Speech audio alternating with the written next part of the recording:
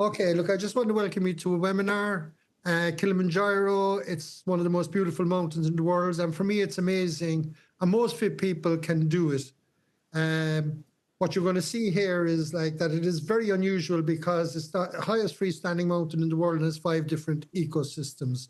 Tonight, all I want to do is to bring you on a journey, which will give you a better idea of the challenge and what's involved.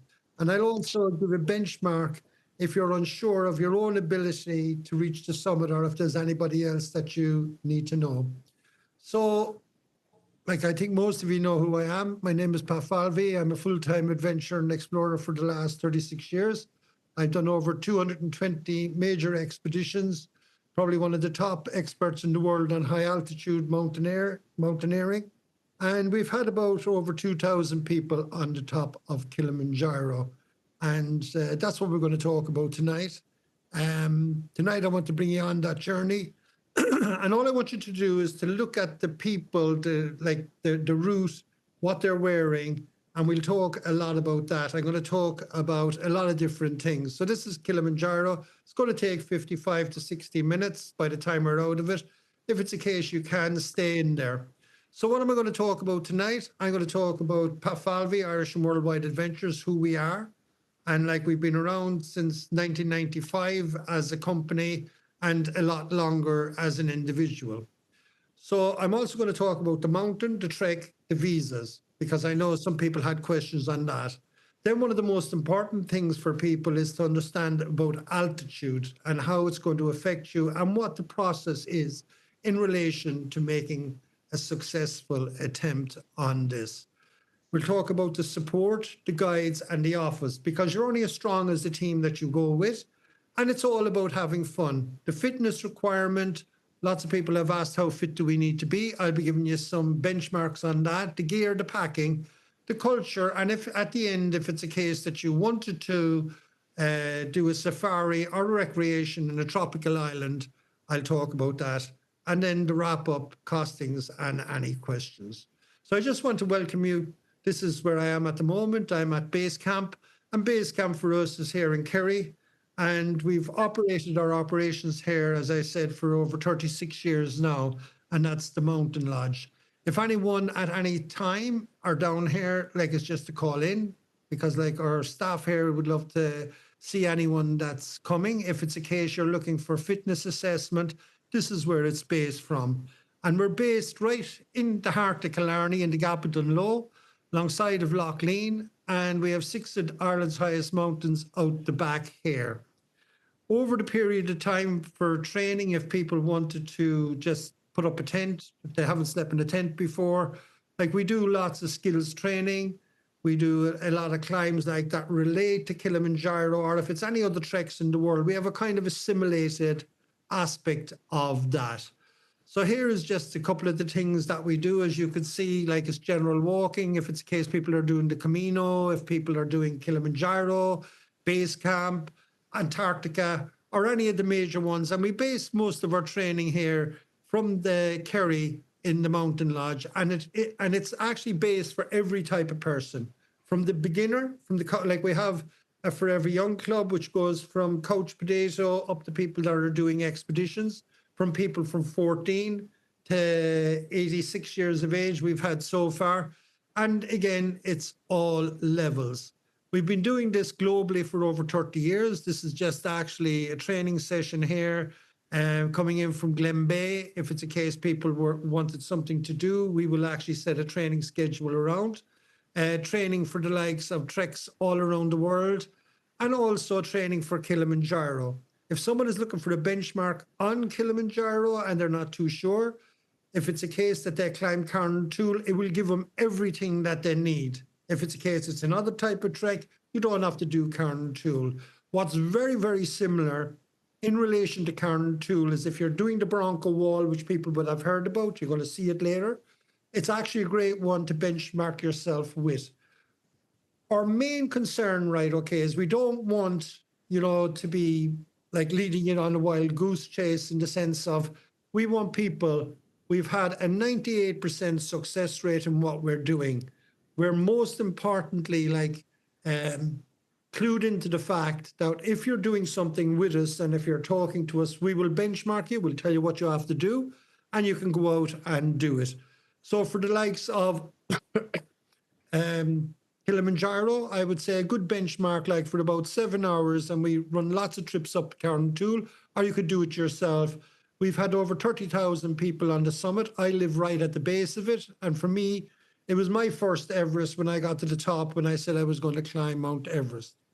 You can also actually extend that if you wanted to, and do Carntool on a day, and then come back, rest, and then do a night walk. And like, we haven't had anybody that have done that was okay after it that has ever failed on Kilimanjaro. So that's basically about a bit of training. It's about hearing Carntool if you're looking for fitness assessment. But our adventures outside that takes us right around the whole world. You know, like, if you look here, we've been to the highest, the coldest, the loneliest, the most remote, the most beautiful places on planet Earth. And I did my first ascent here in Ireland that actually helped me do over 220 expeditions all around the world. So we have everything here. Here we are, like Kilimanjaro. Tonight is going to be a briefing on it. I hope you enjoy it. I hope I'll answer most of the questions that you will have. And all you have to do is to sit back and relax while I'm doing this. Just in relation to the information for you, we've had over 2,000 members on the summit since 1995. Now, that's a lot of people, and we're very proud of our record on it. And it's, by the way, it's also great fun.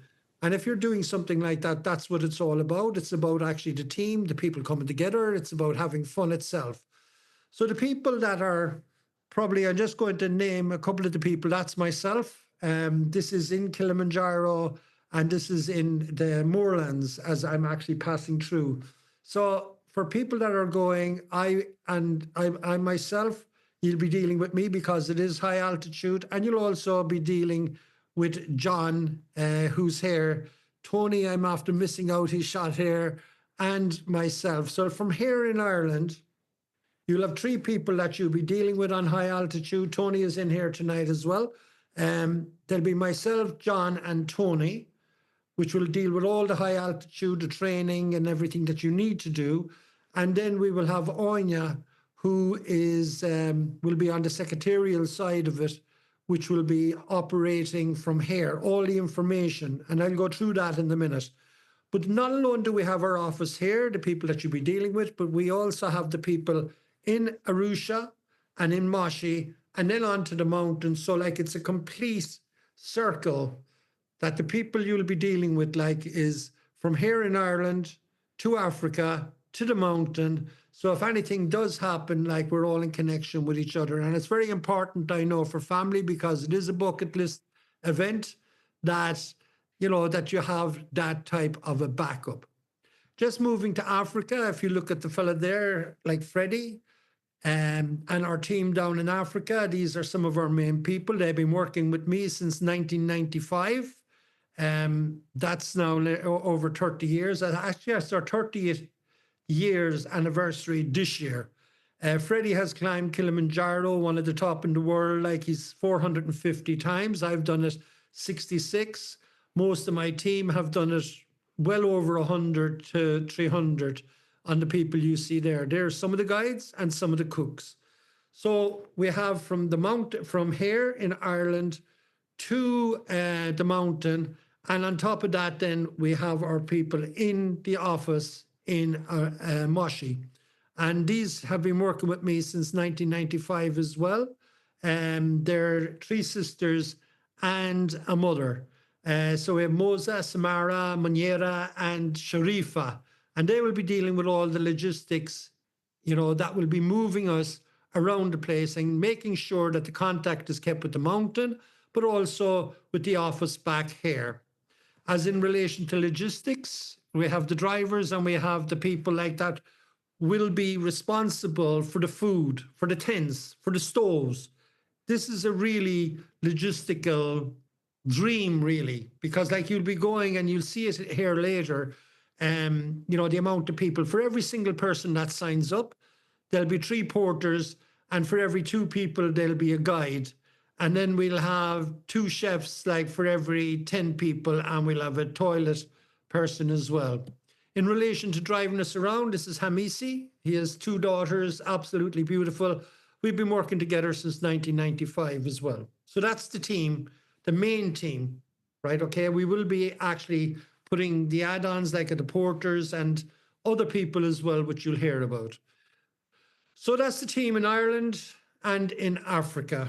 And, like we're very close. It's like a family all together. Now, just for yourselves, because of the fact I know you're on tonight, if it's a case that you can, make sure that you whitelist us.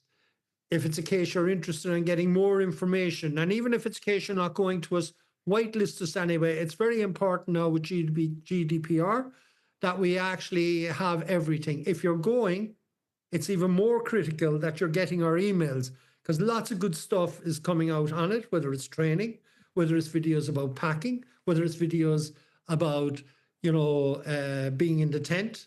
So you will have lots of information coming towards you on that. In relation to travel, people say about visa and about passports. Like, the most important thing when you're going to third world countries like this is that your visa is within 6 months of the final day of your return. We will be going through that again, but I just want to note it here, just to give you a bit of information, that I've had people with 1 day out and they've stopped them from getting on the plane in Dublin Airport. So it's just something to watch out, but we will be actually briefing on that as well. In relation to anyone that's going on the adventures with us, we will be setting up a WhatsApp group, and it's the easiest way to keep in contact with everybody. We will also, any team that you're actually about to be part of, we will be able to make the communication with each other, because that way when we get out, we're more of a team, like it's like all for one and one for all, and we'll know each other better before we go. So what I'm going to move on to now, is because some people will ask, what kind of gear do we bring, right? Okay. So I'm just going to move on to that there. So if you look at it, the gear that you're going to need is going to be the same gear that you would climb the likes of Carron Tool in, or if you're going hill walking. You don't need any more than that for the general walking there. Now, as it gets colder, there's 1 or 2 other elements that you may need, and which is a down jacket or a good down sleeping bag. And I will talk about that later. But for now, when we're going, it's just the standard stuff, right? Okay, that I'll talk about now that you'll use here in Ireland that will do 90% of your walk on Kilimanjaro. When you're packing, we'll be packing in a duffel bag, but we'll also be bringing at least 2 days of gear, general gear, like the gear that I'm wearing here, or you see the girls wearing there, with a 35-litre rucksack that you'll put the gear into, that if anything happens, because we are going into a third world country. I remember once we had 20 bags go missing, but because of the fact that we had our gear in the bag, we were able to keep going, and the porters actually followed up 2 days later with the gear, and we were able to supplement the rest from our gear outside. So the type of stuff you'd use is what you'd wear here: dry flow undergarments, fleece jackets, rain jackets, standard kind of cotton pants, and warm pants, and then on top of that, an overlayer of rain gear. We try to put that in our standard 35-litre pack that we put on the plane. In relation to shoes, in relation to boots, what I would like all people to do, that's just an example of there, as I say, a lot of it can be told in the pictures, because I know lots of people will ask me, what do we wear? Standard leather boots, like you're seeing here, with ankle supports. It's not a walk in the park as we know it, as if we're going out to the national park here. It's going to be fairly rough ground, so therefore you need ankle supports to grab your ankle so that you won't twist. The last thing that we want is for someone to twist an ankle and actually find that their expedition is over. We will be sending a gear list, and we have 3 or 4 videos which will be going through all of this. This is a typical setup for gear. It's usually like you're able to pack it into about 15 kilos in a duffel bag, and with what you're wearing on the plane. And I'll show you a duffel bag later, but you could see the head torches, you could see a sleeping bag, a runner's for there, a pair of mitts, a duffel bag, a down jacket, and then the general type of stuff that you use personally, which I'll go through later. So that's, in relation to gear. And the one thing I will say, the gear that we will give you, please make sure you have it, right? Here we are on the summit. You could see like it's about -1, -2 degrees Celsius. And it's okay. It's nice warm there. And in actual fact, I've been on the summit where I've been down to my T-shirt. And that's the type of temperature that you could be there on the summit with. And 80% of the temperatures are going to be below -5 degrees Celsius. But we have to prepare because this happens too. As you can see now here, this is a different scenario altogether. But because everyone has the gear and we have an insistence on it, is that it went down like to -20 degrees Celsius there. But once we're moving, we're okay. So that just actually brands the type of gear. And like for anyone that wants to go and anyone that has questions afterwards can ask about this. And what I'm doing is actually going through a lot of the questions that I've had, and we're just putting some slides in to match that and some words. In relation to anyone that's coming from Ireland, we'll consolidate the flights, and we usually fly from Dublin Airport. We try to have one stopover, not two stopovers, because we need people to get there relatively fit. If they're coming in from America, Canada, or other places, we try to get them in a day beforehand. But for anyone that's moving out of Ireland, we move out of Dublin Airport. We meet with the team. We get all our bags together so that when we're packing it in, we pack it in together so that to ensure that if it's a case they're taking them off the other side, they're pulling them all off together. Usually outside the terminal and 3 hours beforehand. And it's a great time for all family members to get together as well. Usually we will fly from Dublin, and we'll either fly into Turkey, Dubai, or Qatar. And then we'll meet our other people that are meeting up with us either there or down below. Just a little, I suppose, warning in relation to when we fly in. It's very important that we all stick together and that we have the time set, because there'll be a time zone change. And I've been on the plane twice where people haven't set their times, and I've heard their names called out while I was on the plane, and I've had to go back to get them. So in relation to that, anyone that's traveling internationally, just make sure you're at the airports on time. And in relation to leaving Ireland, 3 hours beforehand. But again, all of this will be briefed. There's videos that's going to be sent out. But here we are now, and we're flying. It's go 8 hours to Qatar. We just take it, that's the one. And then it's about another 6 hours to get to Kilimanjaro. So we'll be flying in total about 14 hours, 15 hours. And it will be one stopover. We can actually have it where we have two stopovers. It might be cheaper to do that, but it's 100 or 200, but you could be an extra day going. So what it's like coming in and flying over Kilimanjaro. In a few days' time, we will be on the summit of that.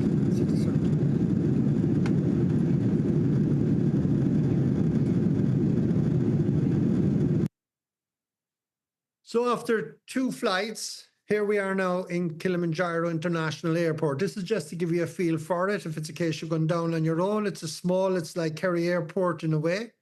It's very, very accessible. But the paperwork here, they're anal on it, right? So we will be getting our visas outside. It will be to ensure that we have our passports within that 1 day to 6 months. And we will be checking that anyway. Your visa is going to cost about $50, and it's fairly complicated when you get out there to get the visa, and we will be briefing on all of that. Like there's 4 different desks you have to go to, and I'll just show a small video on that there in a sec, but we fill out this visa form, And then we will bring it into the customs place where we actually fill out the form, put our $50 together, hand in our passports, but we have to go to 4 different desks. Just watch this. Once you come in to collect your visa, after you enter into visa hall, this is usually packed, jammed, full. So what you do is you come, you collect one of these forms, you fill it out. This is for your visa. You know, just check to see how much. It's usually 50 euros. Then what you do is take your application with your passport here onto visa arrival, as you see here. And then they'll take that from you, your passport and your visa card, and then they'll pass that up to where you pay the visa bill. It's fairly complicated. So here we are, pay the visa bill, and you get your passport back, and then you move to the next desk, which is desk 2, which is the bank, which you see here. So you just go to the bank, then you pay your 50 euros with the receipt, then you're finished there, and then you go to desk 3 up here, and you get your visa stamped, and then you exit into the baggage area. So that's just for anyone who... Well, anyway, as you can see, it's fairly complicated, and we will be actually giving more information on that. But usually we will have, if you're going with the group, we'll have a leader there for that. After getting out, we just make sure everyone has their bags. We don't actually move outside the terminal until everyone does, because there'll be people outside trying to grab you and take you away. So we'll move en masse outside once everyone have their bags. And if someone is missing their bag, we'll report it so that we can get a follow-up of them getting those bags to us. Lately, in the last couple of years, because of security, we have lost a couple of bags, but it comes in fairly fast afterwards. So into the bus, you're greeted by our staff there, by Hamisi, by Freddie, and then it's about an hour to get to the hotel. And once we get to the hotel, we will have a briefing. This is just a group briefing with the head guides and cooks. In the briefing, we will be going through, again, outside the fact we will be doing it before. In other words, your dietary situation. Some people might be vegan. Some people might be vegetarians. Some people... So, like, we will go through all of this at this briefing, which is most important. You'll also see the tent that you'll be actually staying in. And every day we'll be doing a briefing in the morning and a debriefing in the afternoon. Now, if you look at what the people are wearing, because you're looking at the temperature, we're now in Moshi, it's about 18 to 30 degrees Celsius. So like your standard type of t-shirts, cotton pants will work here. The tents themselves are good mountain tents. It's 2-man tent. It's a 3-man tent for 2 men, or two men or 2 women, or whatever, or a couple. So this is the tent itself. This is a group gathered around it. It's they're built for mountains, and this is what it's like inside. That you could see, you could nearly have a party inside. Now, at this point in time, this is where it's critical. We will be doing a gear check again to make sure everyone has everything. And anyone that's coming will be getting videos in relation to the gear itself and how to pack it. So that will, happen within 3 months, 2 months, 1 month of you going. People ask about their medication. Now, we will have oxygen and we will have a medical kit, but this here is what would be a standard medical kit for most people that are going. There's about 2 or 3 problems that you could have. One is a stomach bug because of the change of the water. One is you could get nausea, which again is all curable, and you'll see the questionnaire we have. As I say, I'm writing a book on high altitude at the moment. But like if you look at Motilium, Imodium, then if it's an antihistamine, some second skin, if it's a case you get a blister, and then some aloe vera, because it is very hot and the ultraviolet light comes tearing down, and then some creams and some headache tablets, standard like Panadol or ibuprofen. And then if it's a case that you have an upset stomach, maybe Nixium, but you will have a full list on that. And we'll always ask people with their own doctor to ask for a general antibiotic in case we need to hit something fast. We will have our own stuff, but preferably we'd like, you to have at least, one general antibiotic. Question is that, what are the position with phones and charging? The phone, like bring an international charger, bring your standard phone chargers. And then what we do for the mountain is I bring 2 power packs, because we're not going to be able to plug in on the mountain. The SIM that we have, like say I have an Aircom service, and I use Red Roaming, which costs $4.50 per day. In relation to the tariff, that will give me the same charges as here in Ireland.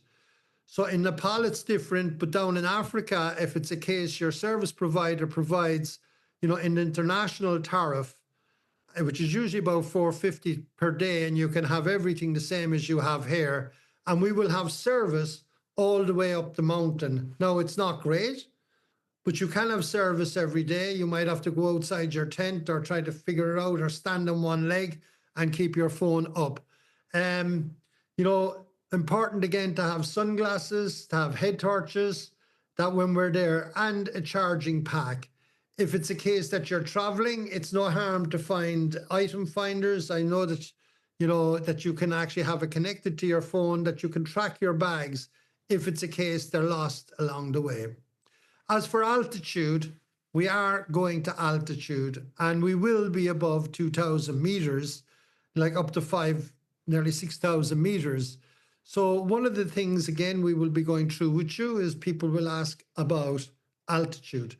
The best thing for altitude, by the way, and like I've had thousands of people, is to have the proper pace, to rehydrate properly, and to eat. If it's a case that you're prone to get altitude, then we ask people from their doctors, it's just that we will have Diamox as well, is to carry about 7 tablets of Diamox. It's a diuretic. It's an ideal thing to have if it's a case that the headache tablets don't work. We will be able to analyze on a daily basis in relation to what we're going to prescribe to you. In relation to oxygen sats, here at sea level, as you can see, it's 100% oxygen level. By the time we get to 5,500 meters, it's just to actually tell people of it now, your oxygen will go down to 75%. And there is no problem with it if it's a case that you're doing and acclimatizing right, which, as I say, for most of our people, it is. How do we judge this? Every day, as you can see on this one here, we'll be asking you about 8 to 10 questions. How you're feeling, 1 to 10. Do you have an appetite? Because you lose your appetite at altitude, yes or no. Headache, yes or no. These are all general questions. Nausea, yes or no. Diarrhea, when did you go to your last pee? If it's over 2 hours ago. This is mainly like what it tells us. If it's a case that you're dehydrating, if it's a case you didn't go to your number 2 in a day, if it's a case we're doing this morning and evening, if it's 3 days, we try to make sure that you get a laxative so that you will go, that we don't want to build up. If it's a case you're not taking Diamox as a diuretic, it's a yes or no. Difficult breathing, coughing, and lung sounds. And then we will take a pulse, if it's a case any of those are out, and an oxygen reading. And we will be able to determine the diagnosis in relation to what you have. So that's in relation to the altitude, in relation to the medication, in relation to the charging. And then here we are, we're after doing the briefing, and day 3, we're ready to go on the mountain. As you can see here, this is a group that are going, and you just, again, like all I want you to do is to watch what they're bringing and what they're wearing. You can see them with the boots on, you can see them, the different type of gear, and this will change as we're going up. And again, we'll go through everything every day. A good guide for you is to watch what the guides are wearing. It's exactly what you need to wear. And as I say, like there's nothing there that you see other than what you'd be wearing here in Ireland. It's very important from our porters' point of view. You will have 3 porters each. So we weigh each of the bags 15 kilos because they have to bring the 15 kilos plus their own gear on the mountain, because we'll be moving now as a team. If we have 20 people, we will have 60 porters, probably about 6 guides, a couple of cooks, and a toilet boy, because we won't use the toilets that's on the mountain because people get sick. So we bring our own toilet. In relation to putting into the bag, 15 kilos. If it weighs more, well, we just put it into another bag. Don't worry about it. So that's that in relation to the bags. You could see the duffel bags. It's a way better than a rucksack. And all you do is ask us for that, and we can sort that out. So here we are, ready to go. You can see everybody now like pulling to get onto the mountain. 7 days later, we'll be back here. Usually on most of our groups, we have 100% success. We've had very little not successes if people prepare. If you fail to plan, you plan to fail. So here's a typical getting ready in the morning. We're about to go. All our porters now like are up at the gate, at the Mashami gate. We're collecting some of our guides and we're packing onto the mountain. And the hotels we use, you know, like each of them have, it's twin rooms with ensuite and also with television, and they're secure hotels, which is very important. We're on the move. As you can see, just packing all the bags. They all have been weighed in already. So all of those are allocated to a porter. So we'll have about 15 people, or 45 porters to carry all the bags and the food and the tents. So here we are. We're now leaving the hotel. It's going to take us 45 minutes to an hour to get to go through our first zone, which is the agrarian base zone. All packed in. Our main guides are on. You can see Freddie there, and some of the other guides are in the back. And now as we make our way through the coffee and banana plantation, it's really cool to see life as it is in Africa. This is just a coffee and banana plantation going through here.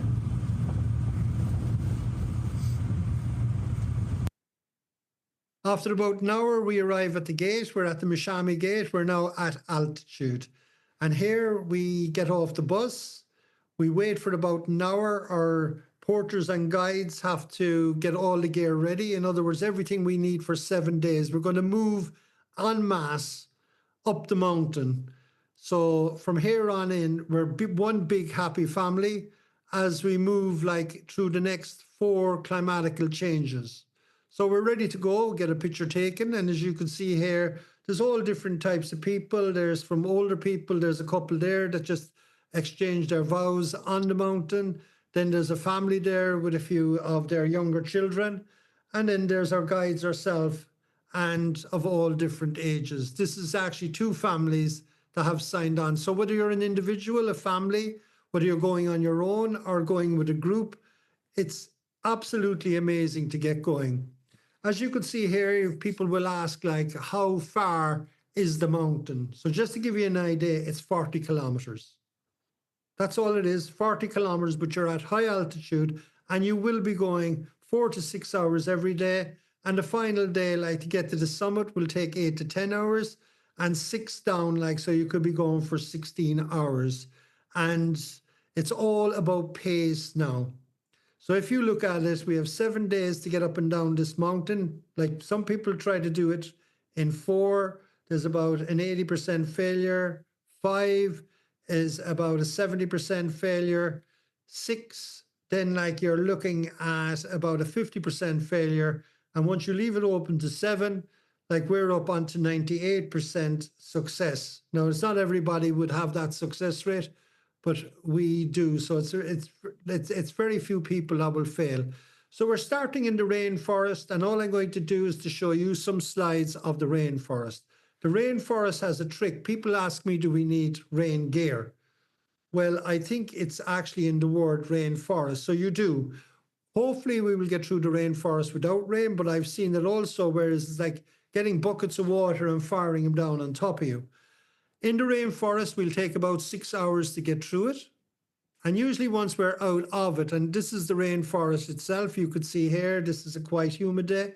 People are down to their t-shirts. You could see the types of bags they're wearing. You could see the type of clothes they're wearing. And we make our way for 6 hours up through this lush rainforest. And this is typical. You could see the step ups. Like it's not climbing as hanging from your fingertips. So it's just like this.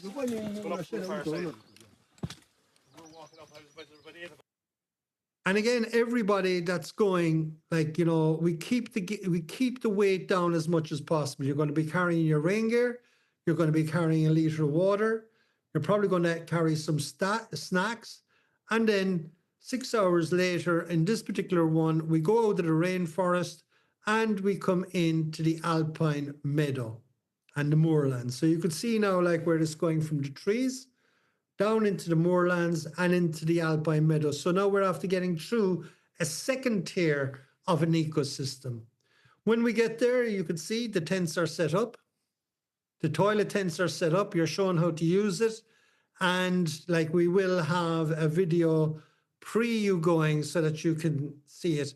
By the time we get here, by the way, it possibly is going to be just about within a half an hour to an hour of darkness. So again, we will tell you like what to put in your rucksack. When you get there, you can see the duffel bags. You don't actually start moving them around and start pushing your head all over the place. The porters will bring them to your tent and lay them out, and you can see the duffel bags. So you take out your sleeping bag, you put it on your mat. You're going to have a 2-inch mattress that is in the tent. So you don't have to bring a blow-up bed or anything like that unless you want to. So you could see we're here now usually about an hour before darkness. Get a picture taken. And like that, it's like darkness just falls. In other words, you have 6 o'clock and by 6:15, it's dark. So it's bright, very little twilight, straight into dark. So it's important to be ready for that. This is a standard mess tent. So at 6 o'clock, we're in for dinner every night. This is the standard tent, and that's the reason why it's important. And we will be talking more about that, about light, because light in your tent is very important. So to have the proper head torch, or even buy the torches inside the DIY that you can just actually put up over the tent and have lots of light. In relation to eating, an army marches on its stomach. So what I just want to show you here is a typical food that is given out. You have fresh soup, bread and toast, French fries, potatoes, rice, pastas, meat, chicken, pizzas, fresh fruit where we can get it, tea, coffee, and hot chocolate. So that's a typical dinner. And then it's whatever you prefer yourself. If there's anything that's not within that, or that you don't want, vegan, vegetarian, we can actually cope with that. But we have to know that at the briefing. In the morning, we rise about 6 o'clock, 6:30. And at that stage, there's tea brought to your tent. You're served tea because we want you to rise, slowly. There's also hot water brought to your tent, so that hygiene is going to be very, very important to ensure that everybody gets there. So we'll ask everybody to be very aware of that. Before you get out of your tent, you pack your gear, freshen up with the hot water, and we're at breakfast at 7:30. So like you could say, like it's like a military operated operation where we move at the same time every morning, and we expect everybody to move. Like if they're not fast enough getting up in the first morning, well then like they just get up a little bit earlier to catch up, and we'll be doing all of that. We leave camp about 8:45, 3 to 4 hours walking. Then we have lunch. We put up the tents, as you see here later, and then 2 to 3 hours after lunch. That's for 6 of the days, or 5 of the days, and then there's going to be one long day. In the morning, again for breakfast, and like you will be getting all of this like as well, just to make sure that if you need anything else, because we can bring anything that you need. Porridge, cornflakes, eggs, sausages, bacon, tea, coffee, hot chocolate, toast, butter, jam, honey, and sometimes like we'd have tomatoes. So as I said, that's what the breakfast is. If anyone sees anything there that they require more of, then to let us know. But here we are now, we're up, as you can see now, it's getting a bit colder. This is actually at the Mashami camp. I'm just using, like we do all the other ones as well, the Lamosha and the Marangu, but they're all about the same heights every day. So you can see now here, everybody is getting up out of bed. They put their wind jackets on because in case they get cold, and then they start to move. Again, the acclimatization, this is critical when we're here because we're now at altitude. And the most important thing at altitude is pace. Pace, water, eating. And usually, like when it comes to altitude, people ask me, how do you know, like, what's the best way to go? Well, we walk to the slowest person. And in relation to walking to the slowest person, like what I would say to anybody that's fitter is walk at a pace that you can talk, because that will stop you getting altitude sickness, provided like, you know, that you're going to drink enough and have your pace, that you're going to be slow enough. And what we do is we'll work as a team, because all you have to do every day is to walk, eat and sleep. And we have all day to do it, 24 hours to walk, eat and sleep. And you know, I find if you think of that, then it's great. And we work as a team. Like if you're signing on to a team, well, then what we're doing is my mother gave me a story one time about the Special Olympics, and it's very like this. Everybody wants to get to the summit. There was 8 Special Olympians trained for 4 years to win gold, silver and bronze. And then what happened? They went out to the Olympics and the gun went off, and they took off, and one little girl fell. And immediately 70,000 people in the auditorium said, oh. The second last little girl stopped, and she came back and picked her up and forfeited her gold, silver and bronze, as you would have thought. And everyone was crying. But nearly instantaneously, the other 6 stopped. They forfeited their chance of winning. They went back and they picked up the 2 girls that had fallen, and they all linked hand, went down the 100-meter dash. And what happened is they all got across the winning line together. But for the first time ever, they were all given a gold medal. And when we become part of a team, you know, on the expeditions we do, we are interested in getting everyone across the winning line together.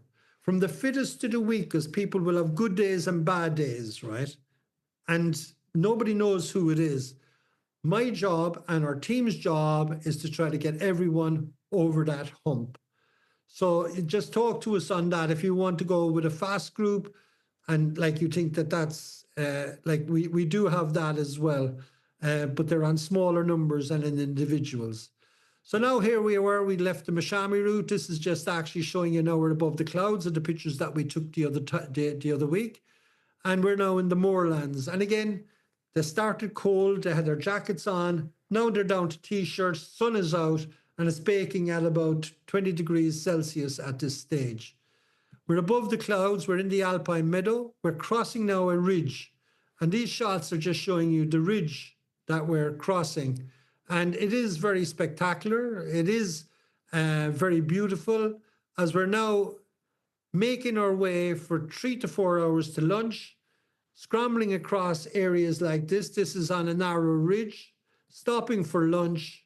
And then after lunch, we're again doing a traverse and scrambling like this. But you could see now all the porters and the guides, they're all in place, you know, carrying the gear. You can see our man with his hands in his pockets there.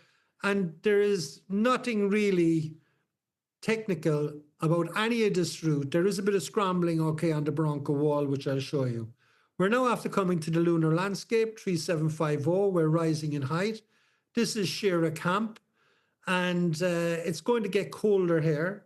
Your bags are after getting there at this stage. This is all the duffel bags. The porters will put them down. You just actually pick your bag, and that will be brought to your tent. When we get to Shira, we'll have tea and coffee at about 4 o'clock, and then we're going to go higher. The big thing with altitude, what we try to do sometimes is fool our brain. We go up a small bit and then come down. And our brains thinks we're up high when in actual fact our bodies are down low. And it's one way to acclimatize properly. So here we could see after going up for about an hour, we're now coming down, going to dinner and watch the sunset go down over the African plains. Again, dinner this night, as you can see, is fairly cold. So it's an aspect of having all your gear with you. You can see the hats, the down jackets, some of them will have gloves on. And again, every day we will be going through the different briefings on them. The next day is one of the hardest days, but it's actually just a shuffle. There's no climbing, but we're going up to what will be the same height as our kickoff camp 2 days later. So here we are at Lava Towers. Again, it's about 6 hours to Lava Towers. It's very easy going as a walk, but we are at high altitude, and this is where most people will feel the altitude. We stop for dinner, and the reason why we do this is to give our bodies and lungs time to expand and to have a positive feeling towards altitude, because this is the height that we will be jumping from on the final day. Then we're after rising about 800 meters and we're going down again. And again, this is all to do with acclimatization to the Barranco camp. And this is what a lot of people get concerned about. But if it's a case that you are, if you do the likes of the Devil's Ladder or Brother O'Shea's, it's a very good benchmark for it. Again, like it's going to be a cold night, usually going down to about 0 to -2. The following morning, we're up again at the same time. And this is what it's like on the Barranco wall. So here it's take about a half an hour. We'll have all our porters like with us, three porters per person. That's carrying your gear, that's carrying your tent, your stoves, your food. As we break our way up through the Barranco wall, just take a look at this. This is some video.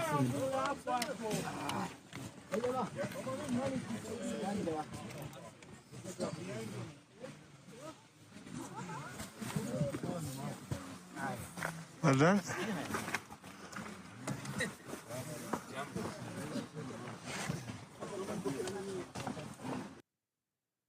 So, okay, that's the Barranco wall. As you can see now, all our team, like, so if we have 15 people, there's approximately 45, there's about 60 people on the move. And you can see like everywhere that there's a step, there's a guide. And we make our way up through the Barranco wall. It's about a half an hour, about 300 meters. And then we get to the top. We're heading for the Carango camp. And then, as you can see here, this is just the lads taking the piss or just fooling around. And like our guides, like are well used to dealing with ourselves as Irish people or Western people. And they're absolutely fantastic fun in relation to that. We're now at the Carango camp. That's the second last day. And again, like it's like we're in the lunar landscape. So you can see here, this is Freddie. And then we're heading for the final camp.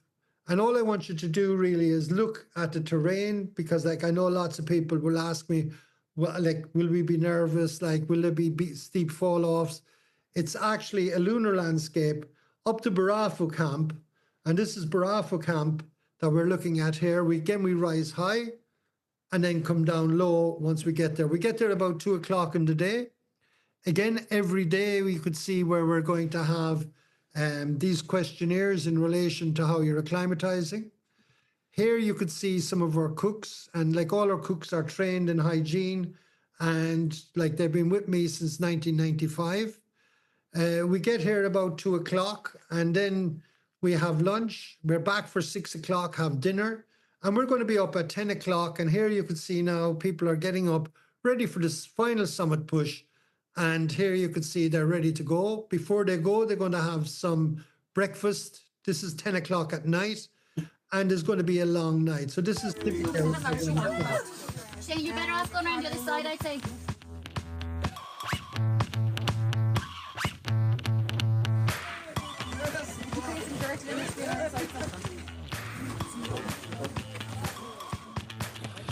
And hopefully I will have a good...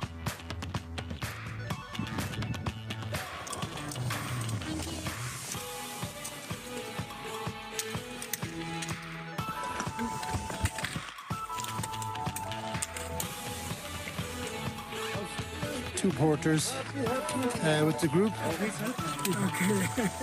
Happy. Be careful.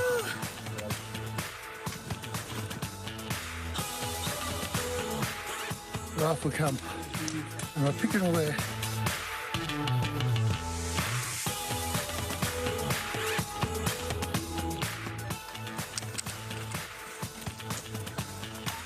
One hour in,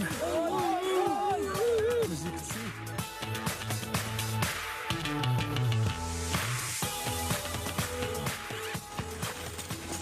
Everyone is good and they're happy.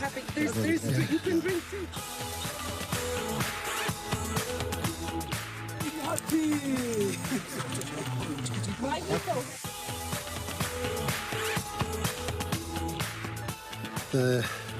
I suppose. Anyway, I just wanted you to watch the terrain so that you know what kind of terrain that you're crossing. And then they move for about 6 to 7 hours up onto Stella. As you can see, all geared up, and this is the reason why you need the down jacket. Most importantly, it's important that you have a mindset as featherling, as in Irish would say, like that we can achieve. And then as we're approaching Stella, our objective is to get there for sunrise. Now, it is a very hard trek, but you can see people have made their way there. Most people are happy. Some people will have a pain in their heads. And then it's about an hour from Stella Point to the summit. At this stage, we have enough guides and porters if there's anything, like we take all your gear away from you if we need to. Again, it's about making sure that you have enough water. We'll be bringing some tea to Stella Point. And then it's 1 hour to the summit, 100 meters to go, as you can see here.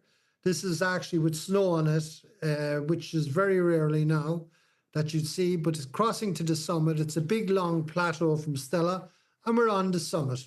And we've had all types of people, over 2,000 people on the summit. Here we can see a group of individuals, and this was one where we had someone exchange their vows. I also had someone that I married on the summit of it. This is actually a year ago where we had the highest harp concert, Guinness Book of Records group on the summit. We've had lots of charities or people raising money for charity. And then we've had, like you could see here, there's someone down just in their T-shirts and all the different type of weather. And of course, here we could see it now in very cold conditions. And usually the cold doesn't stop us, provided that we have the right gear. And once we're on the summit, we spend 10, 15 minutes on the summit, and it's now heading back down again. And we leave the snow glaciers behind us. And remember, for you or anybody that's going here, this is the last of the snows or the glaciers of Kilimanjaro. So we head down to the Milwaukee camp. We usually have a celebration with the guides and porters before we go, because when they get down to the gate, a lot of them will go home to their families. So now down through the rainforest again, as you can see, back to the gate, where we actually, as I said, we'd have said goodbye to our porters earlier, collect the tips. Tips are discretionary. Usually like it's about $250, $300, but that's at the discretion of people. And then it's back to the hotel for celebrations, handing out desserts, and, probably getting pissed at this stage because we have a big party and everyone participates in it. The following day, we visit the markets just for people that are flying home. This is a typical going down the markets. Really wild to see a piece of Africa, the markets themselves, like selling the fruits, the vegetables, the chickens, the fish. And then some people will move on to safari. And this is a typical Jeep that we have heading for Gorongora, Tanangari, and Lake Manyara. And on the way, it's really worthwhile doing if you haven't seen it before. We usually do a 3-day safari. So here we can see now on safari, just the elephants crossing the road.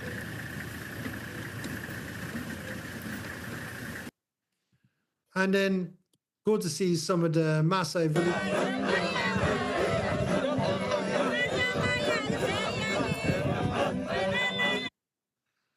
And then some people will move on to Zanzibar, visit Stone Town, to go swimming with the turtles, swimming with the dolphins, go, on a dhow boat, watch the sunset go down over a tropical island.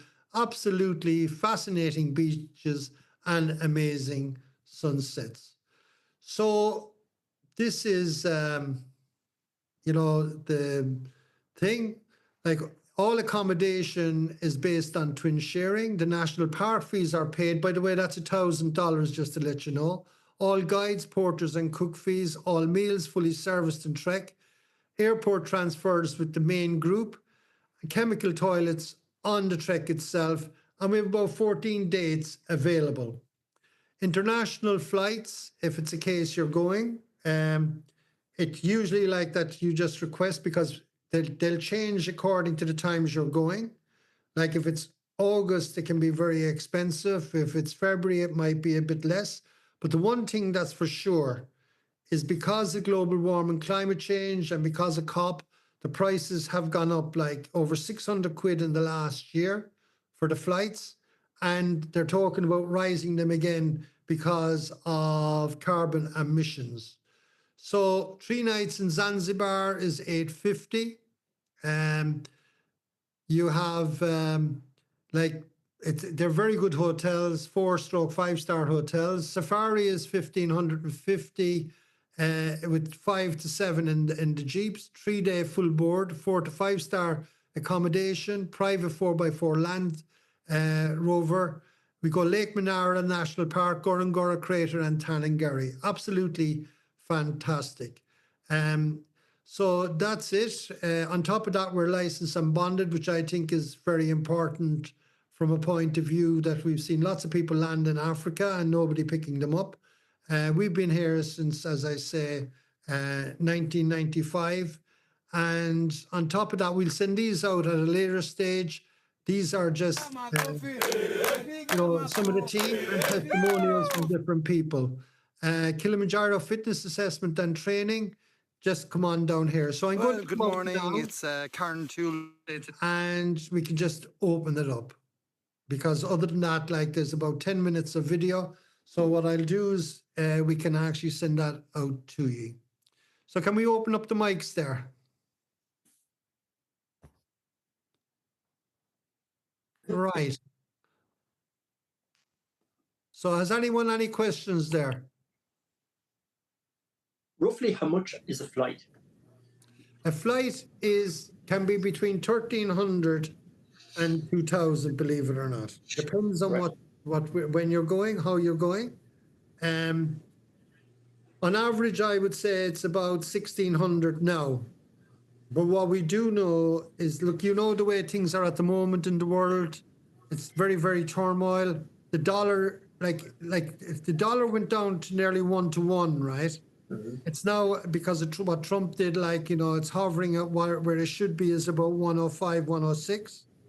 So the dollar affects us, the COP and carbon emissions are affecting us. And it's, as the years go by, I believe that they're going to make flight travel so expensive that it's going to cost more than the expeditions. So I'd say if you're going to go the next, while anyway. So I think if you have a date, Dick, just let us know and we can actually put it in. If it's within 9 months, we can get the price on the flight. We will be able to settle the cost once we know your date. But you're looking, say, without the dollar moving, right, at the 106, 107, it's 3,850. But we believe that's going to go up about 400 quid in the next month or two. Does that make sense? Yeah. How many expeditions do you do a year to Kilimanjaro then? Is it? We do about 14 a year. 14? Okay. Right? Now, the thing with it is, that's actually, say, I go on 2 to 3, Tony goes on 2 to 3, John goes on 1 to 2. And then like we have Freddie below, like who has been my Sidar like since 1995, who's probably one of the most experienced in the world at climbing. Like we divide it up. So like it depends on what that you would go on. John, I don't know, have you got a poll there that you could actually put it up, like whether it's what the different dates are? Like as you can see there, like John has just put up a poll. It's just to put in like, you know, if you just tick it off there, like 2025, 2026, and that way we will have a better idea. I think, you know what I mean? How did you find the webinar? You might just actually give us a markup on that. If there's anything that we missed out, just put that in as well. So I'll just leave the poll open there for a second. Any other questions as we're going there? So is it once a month then effectively you're going, Pat? Is it? Yeah, it's about once a month we go, yeah. And is there a best time to go kind of? Is there? There is like, you know, like I'd say, okay, there's only 2 times not to go, right? Yeah. And that would be May and start of June. End of April, May start of, because it's the monsoons. Okay.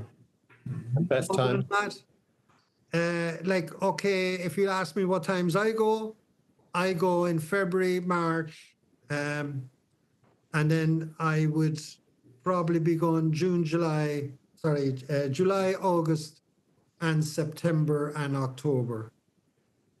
So like, that's when we send out our own guides. And then other than that, because lots of people will have different, some people will go with a group, some people want to go on their own. So like we facilitate it all because we have our staff on the ground.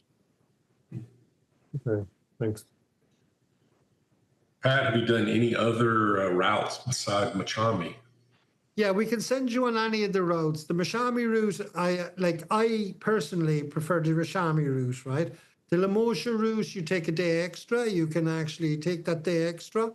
You're still going to end up at the same, but we found a balance over the years that sometimes you can stay too long, right? And sometimes you can stay too short. So from my personal advice, the 7-day, whether it is on the Lamosha or whether it's on the Mashami, I find the Mashami the most aesthetic, if you know what I mean. So, because like we all end up on the Lamosha and on the Mashami at the Barranco Wall. Now, some people cut the Marengo route out of, or cut the Carango out of it, which I think that's very severe. Now, you could go on the Marengo route where you're going to stay in a hut for most of it. I don't really like the Marengo route because there's nothing to see. It's very, very dead. So that's overall from my experience. Usually if I'm doing it myself with the groups, which we have, and Tony is the same, we usually do the Mashami route. Does that answer your question? It does. Okay, I'm just going to end the poll there. Okay. Now, Mary, have you any questions there? No, I'm okay, thanks. Okay, Maureen? No, I'm okay, thanks. Actually, sorry. Single supplement. Single supplements, yes, you can have single supplements if you wish. You're looking at about $75 on a single supplement on the hotels. Per night. And on the camping, I would prefer you be with somebody in the tent, right? But yes, you can have a single supplement. Now, you're going to ask me, why do I say that? I say it because of the fact at altitude, it's good to have, you know, a second person, like if someone is sick. Usually I have a tent of my own. If it's a case that someone does get sick, you know, or Freddie, they come in with me and we'd watch them for the night, if that makes sense. But like, if you look at the questionnaire we have, we usually will take someone and have a buddy with them, you know, like the buddy system, like it's like check, double check. And so, yeah, but you can have a single supplement. You can have a single supplement like on the safaris. You can have a single supplement. But like we need to know a good bit ahead of time because remember, a lot of the times we go, this is, it's very, very busy, especially on the safari. So you would want to know ahead of time, like what that you want that single supplement. Okay. Patsy? Good evening, Pat. I think that was very informative. I suppose I get the impression, Pat, that some people on the seminar are not confirmed going. I am, just in the interest of openness. So I'm going on September, which Pat is leading. I'm looking forward to it. He's good crack, actually. Yeah. So the question I had, Pat, is back to the training. I mean, I was down and did Quran Tool with you. But you spoke about this day Quran Tool followed by a night. Do you organize that for a group if you have a confirmed group, Pat, or is that? I do, yeah. Like a lot of people will do this just for the fun because it's different, right? Like, as you know, we run all these weekends. Like next weekend now, we have fire walking and we have ice baths, on the wellness side of it. And then the following week, we're up through the lakes. So like we have all these different, Tony does skills training on navigation. Then we have another one on ropes. So like it would fit in, like if we have 5 or 6 people, we would do the day and the night one as well and stay at the lodge because you're going to have to get up at 2 a.m. But it's not necessarily, like usually people that will do, like Karen Tool is a fantastic challenge to be able to benchmark a person from. And the main reason, like we're going to be going slow, the main reason is that it gives a person that confidence. In actual fact, I think Karen Tool is harder than, because you're going up and down at the same day, whereas now we're going all the ways up and then we're going all the ways down. And we're coming down on a track once we get a pass Barafu camp. And again, Patty, ring up anytime with any questions because like there's myself, John, Tony, and Anya here, All right, Pat, that's fine. Thanks. Okay, Mark? You're okay? Yes, sir. It's good. And just pick up the phone and just ring, like we're very friendly. Great crack as well. Kevin, you're okay there? Yeah, it was excellent, Pat. Thank you very much. Very good. Maureen, you're okay too? Yeah, I'm fine, thanks. All right. And as I say, on that note, I'm going to say thank you. We're going a small bit over, I think. Can't see the timer here, but I think we're just gone over the hour. And I just want to say gratitude. And if you're coming with us, like, just go with an attitude to enjoy it. Fascinating, highest freestanding mountain in the world, if it's this. And remember, like we do all the other ones as well around the world. And if you're in Kerry, please come and visit the Mountain Lodge. This is my home. It's also like where people stay. And if you want training or do anything else, give us a shout. So, Tony, have you anything to say there? No, can you hear me, Patrick? Can? Yes, we can hear you, yeah. Yeah, no, it's grand and Declan. I hope that answered all the questions, but if not, you can give me a shout as well anytime and I can go through it. Thanks. Okay. Thank you. On that note, namaste. Namaste, Pat. Thanks very much. Bye. Thank you. Bye. Good night. Bye.